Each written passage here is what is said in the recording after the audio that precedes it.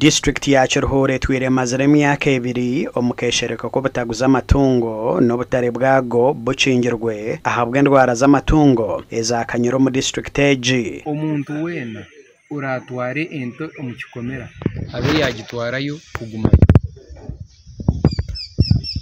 In fact wano tware ento omukikomera twendagaruka kurre byo kuduba ngo yagaruka umuka abo kwano bano yayo notonure ejwa batene ndware zindi zo kubano yiha omukikomera. Nyomwe bazyo bakuru ba district bahandikire baruha erukoreka ko bihaho karantine eji bitetire hebiragiro by'amana hari aba barajemere okuratere biragirebi twenda ngo utalo bugumize mukoro bwire bulingwa netusaba ekyo kubanza ente zona abalisa bazitwale amotoka ente ezo zo mutale ziri amotoka. Ekya kabiri netwenangu abantu bonna bagumize mbagaruke bajime sente zabo tukaje mu murundi gwo kubanza atuye tuje garuka okuje mu murundi gwa kabiri. Nicyo naningambira ngo hato kufunyana kubasa koroba ahabo kubentera kuzo mukatare ishemeye kubine certificate yo koreka ngo entezo zigemerwe kiraro cye kurugamo kigemerwe.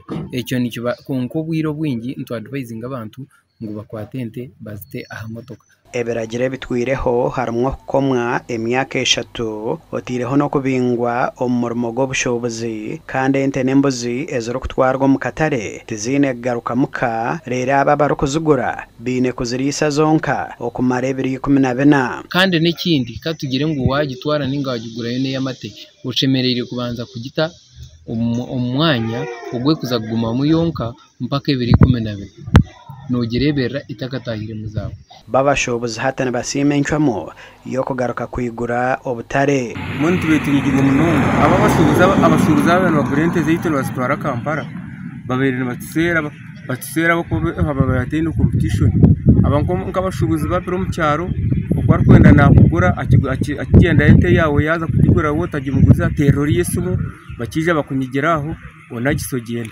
Kiruhura district nerunda na sente z'urukwingana billion mukaga okorogomoro ko revenue bite emyaka 2 hingwire babire batunga sente nce ez'urukwika $500,000 no batahika ahabwo kugira ngo butarebwa amatungo botwire bucingirwe. N'intasa yitu ikacenderamo we expecting as a billion z'Rwanda billion 2 twazomu billion 1 amwe kumotoka tuzana na miliyoni rushanzo.